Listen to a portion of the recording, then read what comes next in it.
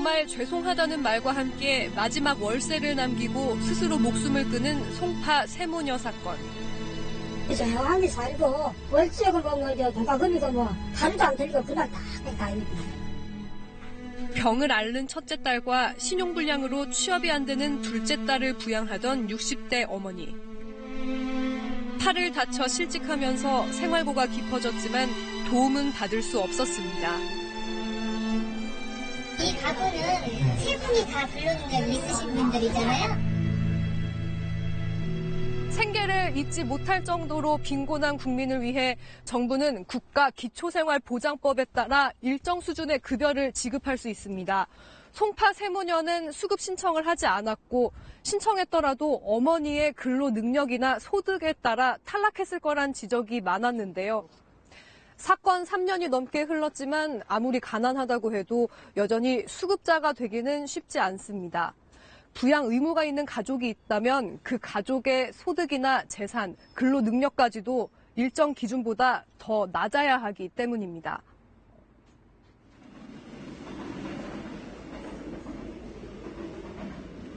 서울의 한 쪽방촌. 한 사람이 누우면 꽉 찰 정도로 작은 쪽방 한 칸이 70살 김태수 씨의 보금자리입니다. 오, 좋다. 야, 끈다.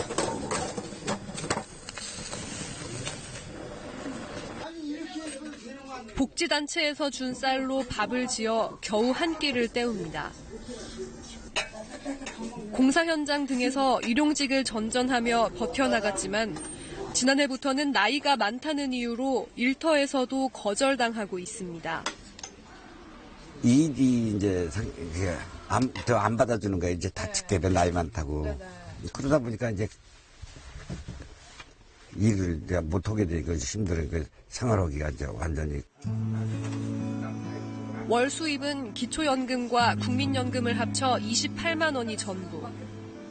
월세 20만 원을 내고 남는 8만 원으로 한 달을 버티다 못해 최근 기초생활보장 수급을 신청했지만 또 한 번 좌절해야 했습니다. 아내와 이혼한 뒤 20년 넘게 만난 적이 없는 딸이 부양 능력이 있어서 수급 대상자가 안 된다는 통보를 받았습니다. 가족이 있는데 부양할 능력이 있는데 그쪽에서 연락을 자기네들이 해봤는데 아무 반응이 없다. 이게. 그래서 결론은 그럼 인정하는 거로 간주를 해버린 거예요. 그렇지 않다고 여기서 이제 얘기를 하니까 그럼 각서를 받아오라는 거예요. 그냥 포기 각서를 받아오라니 네. 고개를 흔들고 말았어요. 망신주의가 그 제도를 가지고 장난하는 거로 생각해 봤더라고요. 내가 얼뚱 와가지고 두 번 다시 전화도 안 했어요. 안 한다고.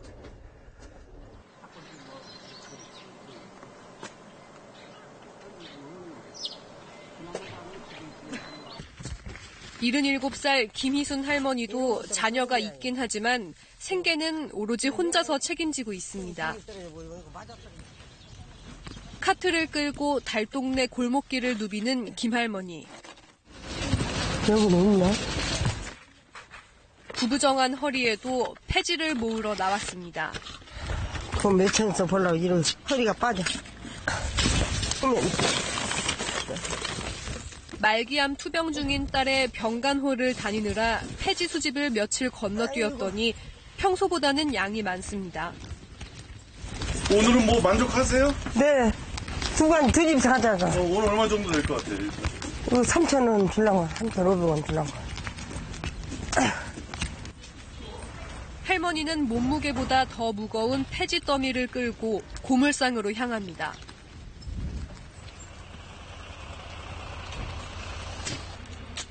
(63) 5,000원이요. 5,000원? 네. 아이고, 친분이신 게 많이 준구만. 여기 5,000원. 감사합니다. 5,000원! 할머니의 생활은 어떨까? 바닥 난방이 되지 않는 단칸방에서 전세로 살고 있습니다. 폐지를 팔아 버는 돈은 한 달에 10만 원 안팎. 기초연금 20만 원도 있지만 대부분 병원비로 나갑니다. 한 30만 원 쓰고 싶더라. 전기세고 약간 몰고 뭐 이런 데 혹 있다 혹 뒤로 가고 못 오고. 대부분 그럼 이제 30만 원 쓰신다고 하면 난 거짓말 안 하는데 내 쓰는 것은 그러고 쓰겠더라고. 거의 다 병원비세요? 병원비가 허리 아프고 다리 아픈 게. 올 초에는 난로에 쓸 연탄을 갈다가 허벅지와 발목에 화상을 입어 피부 이식 수술에 120만 원이 들었습니다. 여기까지 다 됐어요. 음복지도 2간디, 3간디. 최저 생계비 이하로 살고 있지만 자녀가 있다는 이유로 기초생활보장 수급비를 받은 적은 없습니다. 내가 그 동네 3번 갔어. 한 3년 돼요. 그래서 가본 게 소용없다고 안 줍더라. 그래서 창피하고 막 가라고 뭔 놈들이 막 가서 서시한다고 하더만 너무 부끄럽고 애들 있다고가 비하려고 하는데 갔다 한 번에는 비도 펄펄 오더라고. 3번 아주 한 집에 가려고. 한번 노력해 해봐야 쓰겠다. 비도 펄펄 오게 안 해주더라고. 자녀들이 있지만 아들은 일용직으로 일하고 간호사로 일했던 딸은 암투병 중입니다. 수십 년째 혼자서 생계를 유지해온 할머니는 자녀들의 부양을 받아본 적도 기대한 적도 없었습니다. 마음이 그냥 내가 얼마나 살면 그냥 이 세상 좋은 세상인데 굶어 죽기 살라대야. 그럼 나라에서 먹고 살다 못 살면 뭐 하는 거지. 그냥 나 이래 꼭 포기해봐라. 국민기초생활보장법상 부양 의무자는 1촌 내 직계혈족과 그 배우자로 부모와 자녀, 그리고 사위, 며느리가 해당됩니다.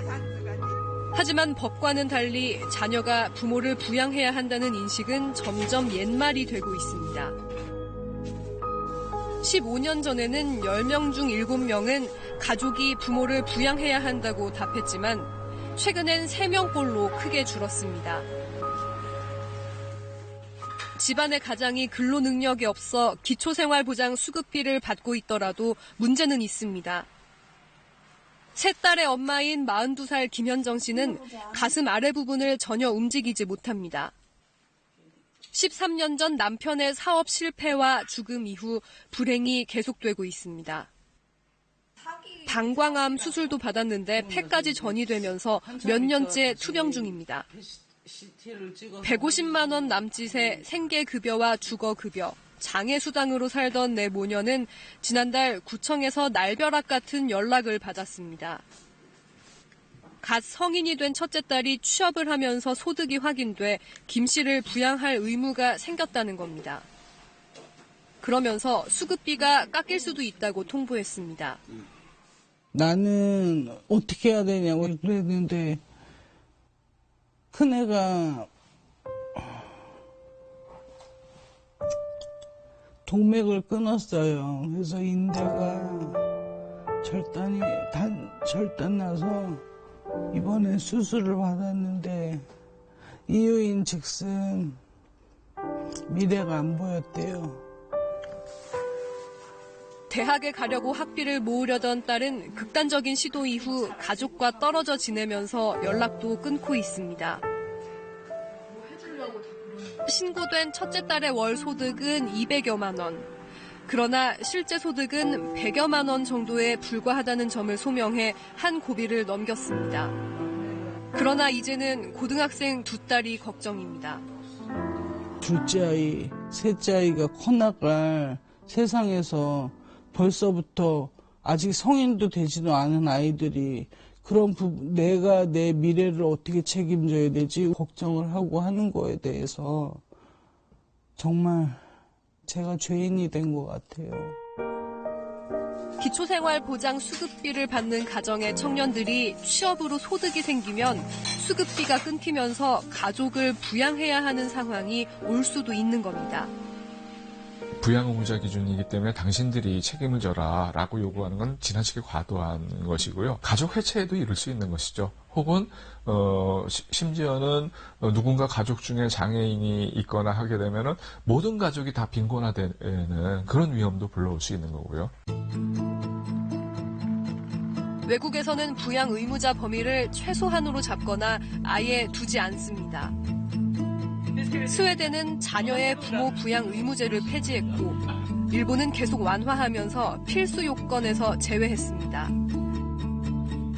독일과 프랑스는 자녀가 부양을 거부하면 증여를 취소하기도 합니다.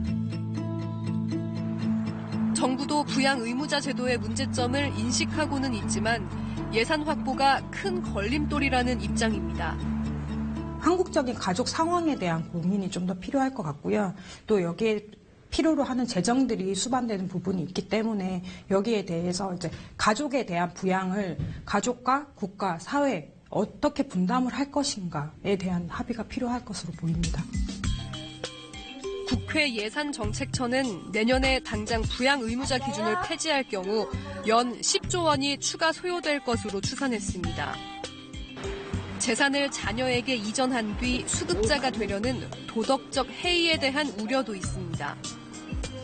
남용 사례보다는 사각지대에 있는 사례가 훨씬 많다라고 생각을 하고 우리나라에서의 현 단계에서의 주된 과제는 사각지대 해소에 중점을 두는 것이 맞다라고 생각을 하고요. 그럼에도 불구하고 남용 사례를 통제해 나가는 이런 노력은 지속적으로 필요하다고 생각을 합니다.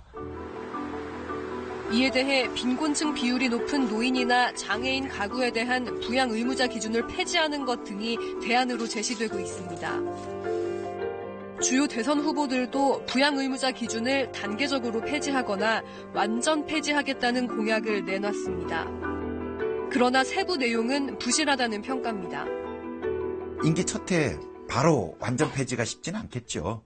그런 면에서 궁극적으로 이 목표에 도달하면 연 10조 원이 이제 필요한 거고, 하지만 단계적으로 몇 년 기간에 어떤 수순으로 할지 따라서 첫 해에는 10조가 아니고 3, 4조 원이 들 수도 있습니다. 일단 그런 로드맵이 필요하다는 거예요.